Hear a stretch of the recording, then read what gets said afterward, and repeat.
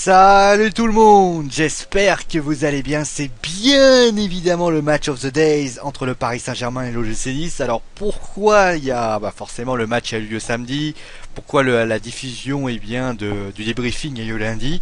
C'est parce que comme vous le savez, entre temps il y a eu WWE Survivor Series avec le débriefing et forcément lié aux enregistrements, on va pas vous parler bien sûr de tout ce qui se passe en coulisses. Et bien évidemment, le match of the days forcément a été reporté au lendemain. Mais ça ne change pas le fait, bien évidemment, que ce match a eu lieu. Ce match a été beaucoup d'enseignements. C'est vrai que ce match a été à la fois étonnant. On va quand même parler du résultat. C'est vrai qu'on va justement, on va parler. C'est la grande question que je vais vous poser, fans de Wrestling Foot Game. Le résultat ou la manière? C'est la grande question que je vous pose. Parce que si on se contente du résultat, le PSG a gagné 1-0 but de Zlatan Ibrahimovic, et il n'y a rien à dire. Mais malheureusement, si on se contente, si on essaie de creuser un petit peu, et de regarder le jeu du PSG, la manière dont les Parisiens ont joué, l'intensité, l'envie, et tout ce qui reporte, tout ce qui apporte finalement, et tout ce qui donne l'attrait finalement, et bien une équipe professionnelle de Ligue 1, eh bien il y avait des choses à gommer. On va commencer déjà avec ce qui était bien. Ce qui était bien du côté parisien, c'est bien évidemment les 30 premières minutes. Les Parisiens ont été extrêmement dominateurs, ils sont créés des occasions, ils ont été assez étonnants, faut quand même le dire. Moi je trouve que cette équipe m'a vraiment surprise dans ce match-là. On a retrouvé le PSG de l'année dernière. Et puis, il s'est passé que après 30 minutes, bon, il y a eu le penalty, il y a eu la frappe sur le poteau de Zlatan, il y a eu la frappe de Cavani, il y a eu un centre-tir de la part de Boteac, et puis, il n'y a eu plus rien. Il n'y a eu plus rien, c'est-à-dire que, à ce moment-là, les Niçois ont commencé à sortir, les Niçois ont commencé à produire leur jeu, et surtout Nice a commencé à marcher sur les Parisiens. Alors je sais que le terme est peut-être un petit peu fort, mais c'est un petit peu l'impression que j'ai eue. J'ai vu des Parisiens qui on va dire n'avaient pas, on va dire cette envie d'aller de l'avant, cette envie de pour ainsi dire de pouvoir marquer le deuxième but, d'asseoir leur domination, alors qu'ils en ont cruellement bien besoin. Et même si c'est vrai qu'on va encore parler, un résultat ou manière, posez-vous la question, parce que le résultat certes est à leur faveur, puisqu'à la fin le PSG mène 1-0, le PSG remporte le match 1-0. Maintenant, si on réfléchit bien, si on regarde par rapport aux autres équipes, le jeu, l'intensité, l'envie, pour moi, ça a été insuffisant. Le PSG n'a pas le droit de se comporter comme ça. Alors certes, peut-être n'ont-ils pas envie de jouer contre Nice, mais alors à ce moment-là, c'est une faute professionnelle. On n'a pas le droit de dire j'ai pas envie de jouer contre un tel ou contre un tel, que ça soit Ibrahimovic, Cavani ou un autre. Je suis désolé. Quand vous êtes à Naples, vous avez forcément des équipes comme l'Udinese, vous avez des équipes comme Pérouse, vous avez des équipes comme Cagliari qui sont pas forcément des grosses équipes. Quand vous prenez une équipe comme Lucas forcément il y a des équipes comme l'Atlético Mineiro qui forcément n'est pas une grande équipe. Vous prenez Zlatan, quand il a été au Barça, il affrontait des Majorques, il affrontait des équipes comme Malaga, même si Malaga a eu un léger mieux à cause de la manne financière, mais ça va un petit peu mal. Il y a eu Malaga, il y a eu la Real Sociedad, Villarreal, il y a eu des équipes qui sont peut-être pas à la hauteur qui sont pas à la hauteur du Barça, et pourtant ils font le métier. Vous prenez Thiago Silva, il a affronté des équipes italiennes. Vous prenez Serge Aurier, qui vient de Toulouse, il a forcément affronté des équipes de Ligue 2, de National, de CFA. Pour moi, ça c'est un comportement qui n'est pas professionnel. Alors certes, on nous a expliqué que Paris a mal joué parce que il y a eu un problème physique. Alors, creusons un petit peu et essayons d'aller dans sa logique. C'est Blaise Matuidi et qui a sorti cette hypothèse en disant le PSG était pas très bien, on avait fait notre troisième match, Laurent Blanc l'a dit d'ailleurs. Moi j'ai trouvé ça mais étonnant, irrespectueux, pour ainsi dire, mais incroyable. Le PSG l'année dernière, les 3 matchs, il y avait 4-4-4. Donc à un moment donné, c'est pas une excuse. Le PSG, alors certes on va me dire il y avait des blessés, il y a des suspendus, il y a des blessés, il y a des joueurs qui sont en méforme, la Coupe du Monde, etc. À un moment donné, Laurent Blanc va devoir arrêter de toujours dire c'est la faute à la Coupe du Monde. Tout le monde a eu cette Coupe du Monde. Voilà, tous les grands clubs Manchester United, qui pour ainsi dire carbure au super. Chelsea, qui est invaincu. Barcelone, qui a vu Messi quand même arriver à la Coupe du Monde, qui a fait toute la Coupe du Monde, faut quand même le signaler. On a les Allemands du Bayern, les Müller, les autres qui pour ainsi dire carburent au super. Il y a quand même des joueurs qui ont fait la Coupe du Monde, et je suis désolé pour le PSG, arrêtez de toujours nous parler de la Coupe du Monde. La Coupe du Monde, c'était il y a 4-5 mois, les joueurs ont eu une préparation certes et trinquée. On pouvait sortir cette excuse-là en début de saison, parce que forcément, mais les joueurs sont les mêmes, il y a juste eu dans cette composition d'équipe, c'est des joueurs comme Dean qui étaient déjà là, mais il y a eu Serge Aurier forcément il y a eu peut-être Serge Aurier, et à la limite, il y a juste Aurier qui était présent, et David Luiz, les autres étaient déjà là. Je trouve que dire, pour moi, le PSG a eu des problèmes physiques, on est au mois de décembre, on serait au mois de février, le PSG serait un peu fatigué, on serait d'accord. Parce que c'est vrai que là on enchaîne, et souvent on a ce coup de moins bien. En septembre, quand ils étaient moins bien, je le comprenais. Les joueurs n'étaient pas encore à 100%, il y avait des blessés, il y avait des choses comme ça. Maintenant, cela ne justifie pas ce genre de choses. Ça ne justifie pas le fait qu'à un moment donné, on coupe l'interrupteur et qu'on se dit, on n'a pas très envie. C'est même pas qu'on n'a pas très envie de jouer, c'est que malheureusement, voilà, j'ai pas le jeu. Bah, on va faire comme si. Je pense que les Parisiens, en réalité, se sont dit, eh bien, c'est bon, on a un 0, on gère tranquille, on a la possession du ballon, on fait tourner, tout va bien. Et ça, c'est problématique. C'est problématique parce que face à des équipes comme Marseille, le Barça, le Real Madrid, des équipes qui sont super puissantes, ils vont se faire manger. Ils vont se faire manger. Parce que moi, qui suis vraiment j'adore le PSG, j'adorais le PSG l'année dernière. Moi, quand je voyais le PSG jouer, mais j'avais les yeux qui brillaient. On aurait dit, on voyait le Bayern de Munich un peu en version, on va dire, un peu en version progression. C'est-à-dire, c'était pas encore le Bayern, mais on voyait vraiment une équipe qui sautait à la gorge, une équipe qui avait un pressing très haut, une équipe qui vraiment qui avait envie, qui mordait le ballon, qui avait envie par exemple, quand il marquait un but, il avait déjà pour ambition d'en marquer un deuxième. Là, on a une équipe de gestion. Et c'est vrai que je trouve cela mais étonnant. Parce que pour moi, le PSG ne peut pas se permettre de jouer à la gestion. Le PSG ne peut pas se permettre de se dire, bon bah on va jouer un petit peu de gestion, on va être tranquille, tout ira bien. Pour moi, le PSG ne peut pas se permettre de se comporter de la sorte. Et Nice, pour moi, mérite totalement le match nul. Parce que le Nice, je pense que les deux choses que manque Nice, c'est un Zlatan, parce que je pense que dans le dernier geste, il leur manque quelqu'un pour marquer les ballons, parce que regardez le nombre d'occasions que les Niçois ont eu. Quand même, ils ont eu 3, 4, 5 occasions qui ont, pour moi, été intéressants. Et surtout, 3-4 occasions, mais ils auraient pu en avoir plus, parce que je pense que le problème des Niçois, c'est qu'ils ont été, selon moi, un peu trop timides. Ils avaient des opportunités, mais ils n'ont pas essayé de se dire on va aller au bout des opportunités. Et forcément, cela a un petit peu posé problème à mon goût. Il faut faire mieux, il faut un petit peu retrouver toutes ces vertus offensives, et cela est une réalité. En tout cas, pour moi, le PSG a déçu. Nice, pour moi, a déçu parce que forcément, le résultat n'est pas bon pour eux. Et surtout, je pense que le Nice, pour moi, c'est comme Marseille il y a quelques semaines, aurait pu gagner contre le Paris Saint-Germain. Tout simplement. Allez, on va passer maintenant à la prestation globale. Pas trop de choses à dire sur Nice. Nice, pour moi, les deux, à part les 30 premières minutes qui ont été pour moi difficiles pour Nice, et pour moi, le manque d'efficacité, même s'ils ont mis Carlos Eduardo et Dario Vitanic, pour moi, il manquait quelque chose. Parce que c'est vrai que à part peut-être l'occasion de ma vie, la frappe de Pléa, je crois qu'il y a une autre occasion, je sais plus laquelle c'est, qui arrive je crois en deuxième mi-temps, qui captée par Sirigu. C'est vrai qu'il manquait quelque chose. Alors il faut faire mieux, Nice pour moi, parce que là c'est une défaite qui fait très très mal, et qui doit forcément faire mal du côté Nice, mais on verra bien sûr, c'est forcément... Et essayer d'être un peu plus relâché, frapper au but. Ils sont capables de le faire. Ils sont capables de prouver ses qualités. Ils ont des bons joueurs. Alors justement, enfin ils ont des jeunes joueurs qui ont envie de donner. Et pour moi ça peut être pas mal. Justement, je dis l'aspect offensif de Nice qui m'a l'air un petit peu limité. Mais bon, ça après, il manquait Carlos Eduardo qui venait d'arriver, qui était sur le groupe mais qui était chez les remplaçants mais qui venait de rentrer. Un petit peu limité, mais bon, ça va revenir peut-être à un moment donné. Allez, place à la prestation globale, à la prestation individuelle du PSG. On fera pas Nice parce que Nice, malheureusement, j'ai pas eu trop le temps de les regarder. Je me suis privilégié surtout sur le Paris Saint-Germain. Désolé pour les Niçois.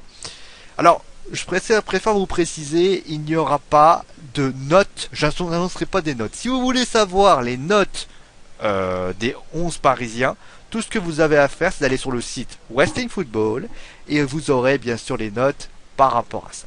Allez, on va commencer donc avec le gardien, Salvatore Sirigu. Et oui, Sirigu qui a été plutôt bon. Des ballons aériens bien captés, des arrêts de très très présents. Sirigu, sans déconner, depuis quelques semaines, c'est celui qui tire la baraque à contre Metz. Il y a 2-0, 2-2, il fait un arrêt qui est très très bon. Contre l'Ajax, il fait également deux arrêts quand même super bons. Il y a quand même des bonnes choses du côté de Sirigu et je trouve d'ailleurs que Sirigu, il a vraiment été étonnant dans ce match-là parce que vraiment il assure avoir le métier. Donc Salvatore Sirigu, très très bon.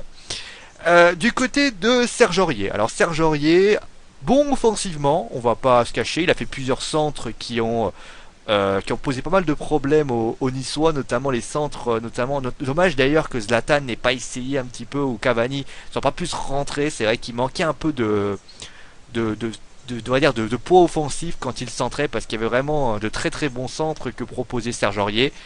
Est-ce qu'il peut prendre la place de Vanderville? Bah, avec ce qui s'est passé à l'Ajax, je me dis que Vanderville était peut-être pas au meilleur de sa forme et que Serge Aurier pourrait très bien monter en puissance et récupérer sa place.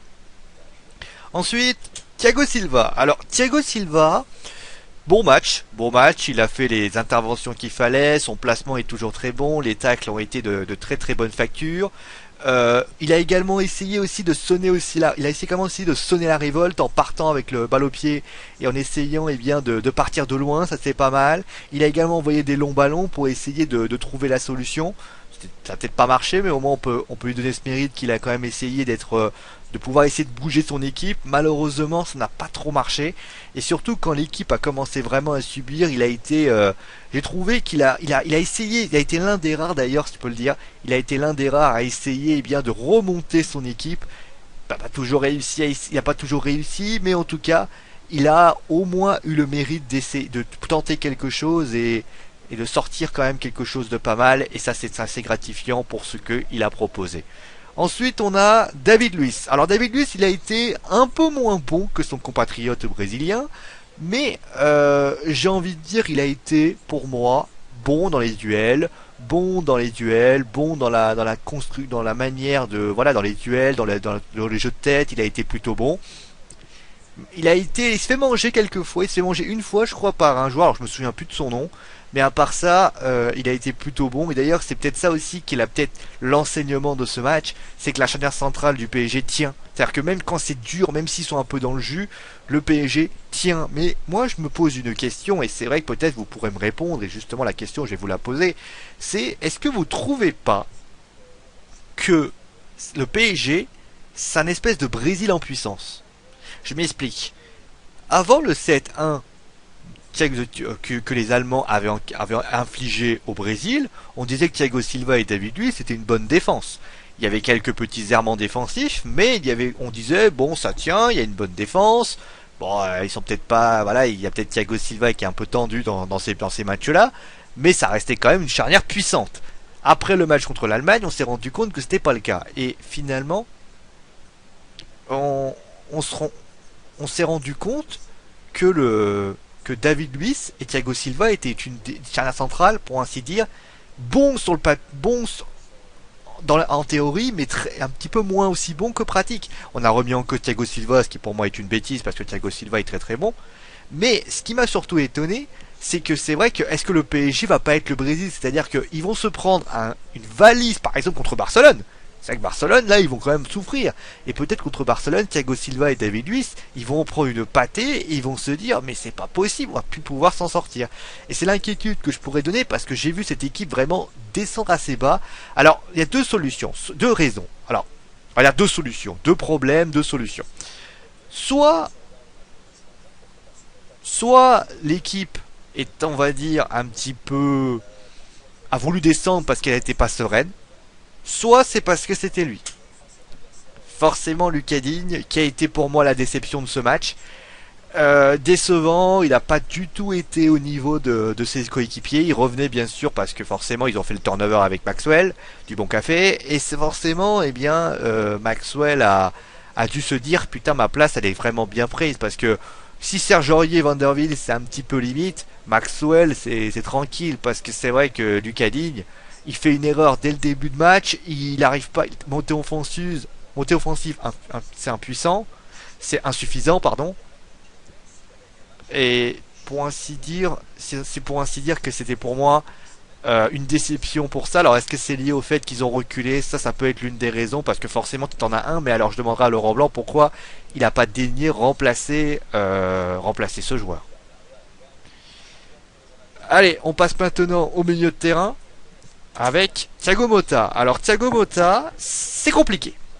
Thiago Motta parce que il a fait un match correct, on va pas se cacher, il a fait un match correct, il a fait ce qu'il avait à faire, il a fait la récupération. Maintenant, là où il a été pour moi insuffisant, c'est la transmission. Pour moi, la transmission, il a été inexistant. Au début, oui, peut-être un peu, mais sinon, ça a été. Mais pour moi, il a passé son temps à défendre et à récupérer les ballons. Ben oui, mais c'est pas possible. C'est pas possible. Moi, je suis désolé de le dire. C'est pour moi insuffisant. Thiago Motta devrait, pour ainsi dire, être bon, devrait donner les ballons aux joueurs, devrait un petit peu mettre. Surtout que je le sens pas serein. On l'a vu surtout quitter quand il s'est fait remplacer, il est rentré dans les vestiaires excédé par sa prestation, d'après ce que son agent a dit.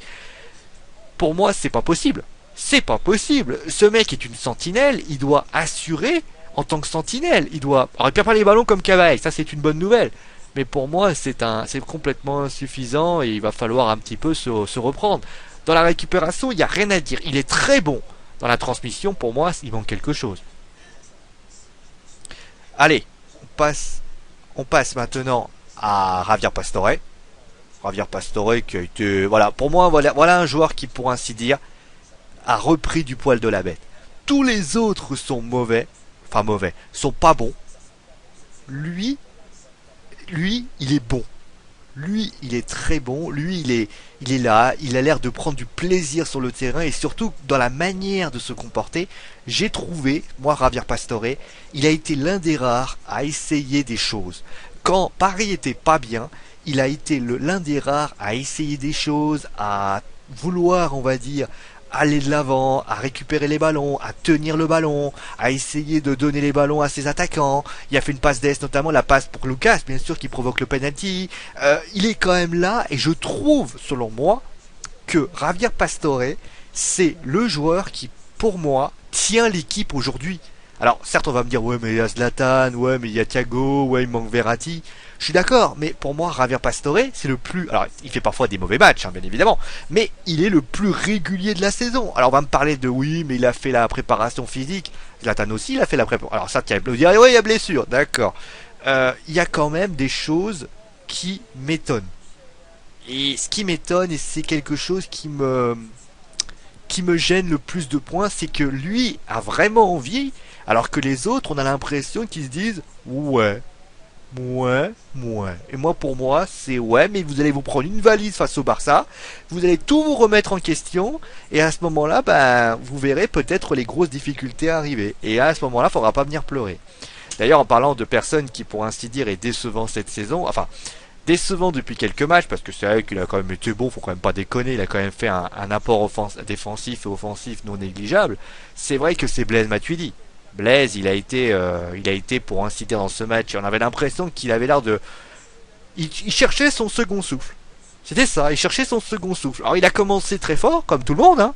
Après on avait l'impression qu'il se disait, putain, j'arrive plus à courir et tout, et l'année dernière, il faisait plus de je sais pas combien de matchs, il avait l'air de tenir. Là, sa préparation, lui peut-être par contre la préparation, il l'a pas digéré. Mais c'est vrai qu'il y a eu également la blessure. Il était pas là, notamment dans le match contre Metz et contre. S'il a fait le match contre Metz parce qu'il a dû rentrer en puissance. Contre l'Ajax, il n'a pas été bon. Contre Nice, il n'a pas été bon. Pour moi, c'est l'un des rares Parisiens. Pour moi, alors les autres peut-être on peut dire qu'ils ont fait quand même ce qu'il fallait pour être bon. C'est-à-dire que les Thiago Motta, les Thiago Silva. Par contre, lui, il est en deçà de ses partenaires. Ça, c'est clair et net, hein, ça, il faut le dire. Ensuite, on a Lucas. Alors, Lucas, c'est c'est très étonnant parce que il a fait des très bonnes choses durant les 30 premières minutes. L'accélération, changement de rythme, il fait une accélération de ouf qui permet à Lucas, enfin permet justement d'obtenir le penalty, très bien. Mais après en deuxième mi-temps, on l'a pas vu. En deuxième mi-temps, l'accélération, on parlait justement de fraîcheur physique. Il a joué contre l'Ajax, lui. Il a joué contre l'Ajax, je crois pas. Donc à un moment donné, Lucas, il a été complètement inexistant en deuxième mi-temps. Et j'ai envie de dire, c'est quoi? Ok, il a une bonne, enfin il a une note convenable du côté de Lucas. Il a une note très convenable parce qu'il fait il provoque le penalty, mais sur le penalty, il prend sa note qui prend un coup. Et pour moi, c'est pour ainsi dire insuffisant et il va falloir qu'il s'améliore par rapport à ça. Ensuite, on a Cavani. Alors Cavani, pareil, 30 premières minutes excellentes où il a été vraiment là, il a deux occasions qui sont plutôt bons et il a également ça. Après, rien du tout. Il y a eu rien du tout. Et ça, c'est terrible quand même. Alors, il est combatif, il défend beaucoup. Et on a voilà dans l'image d'ailleurs qui est un peu plus haut, on voit d'ailleurs en train d'essayer de récupérer le ballon de la part, je crois que c'est Amavi qui est devant lui. C'est quelque chose qui pour moi m'a vraiment étonné. Parce que pour moi, Cavani, il faut qu'il soit plus. On voit qu'il est capable de marquer un doublé, donc ça veut dire qu'il est quand même en train de retrouver confiance. Il était en position de but, mais maintenant il faut aussi qu'il sonne un peu la révolte et qu'il essaye. Dans le couloir, il a été inexistant. D'ailleurs, Lucas c'est pareil. Hein. Lucas au niveau couloir, ça a été également inexistant. Et surtout, bah, le seul qui a été, on va dire, offensivement en train de surnager, ça a été Zlatan. Zlatan qui a été là, qui a marqué son penalty, qui a frappé sur le poteau, qui a d'ailleurs pas mal. Lui d'ailleurs, voilà, par rapport à Thiago Silva, il a été là pour encourager ses partenaires. On sentait que ses partenaires avaient été en difficulté. Il a été là pour les encourager. On sent que le PSG est très moyen, mais lui, il était.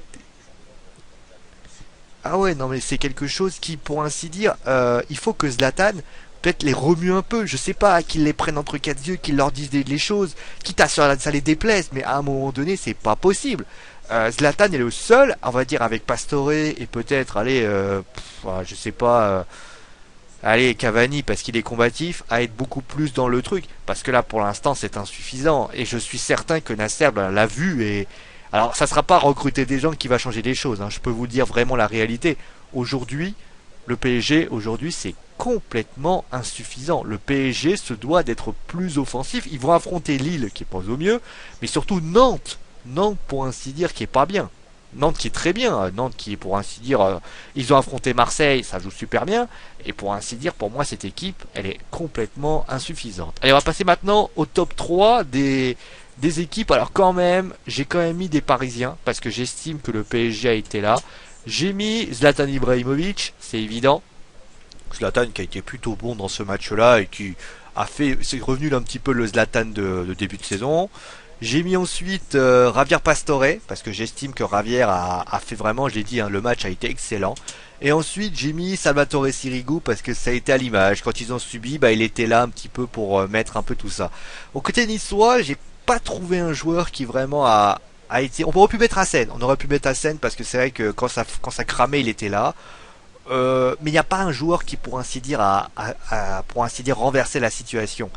On aurait pu mettre peut-être Amavi, mais Amavi il a eu du mal avec Aurier Lucas aussi. Il n'y a pas eu vraiment quelqu'un qui a vraiment pesé par rapport à ça. Ensuite, on a les flops. Alors les flops, on a malheureusement Amavi, malheureusement parce que Lucas et Aurier, bah, ça a beaucoup de centres. Et si le Parisien était un peu plus adroit, ils auraient sans doute bien réussi à marquer, donc attention quand même. Ensuite on a Eric Boteac que j'ai trouvé assez transparent dans ce match-là.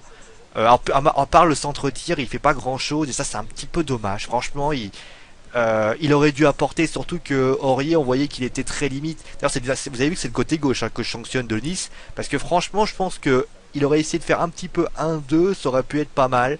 C'est dommage. Et enfin, bah forcément, quand on parle des latérales gauche, hein, bah, Lucas Digne, hein, pour moi, Lucas Digne a été insuffisant dans ce match-là. Et pour moi, ça a été, pour ainsi dire, une proprement. Il avait pas sa place au PSG durant ce match. Il a été indigne du PSG. Et je le dis purement et simplement. Allez, on va s'arrêter là. Bah, écoutez, voici mon avis. N'hésitez pas à aller voir les notes, bien évidemment, si vous avez envie de savoir les notes que j'ai mises sur le site Wrestling Football. Allez les voir. Vous les commenter, bien évidemment. Alors, bien sûr, on sera pas d'accord, c'est évident. Je suis pas pour Paris, je suis pas contre Paris, je dis simplement mon avis sur ce qui s'est passé. Je veux que le PSG joue mieux. Je veux que le PSG joue mieux parce que j'estime que cette équipe mais a pour moi le niveau du Barça, a le niveau des grandes équipes de Champions League, de Ligue des Champions.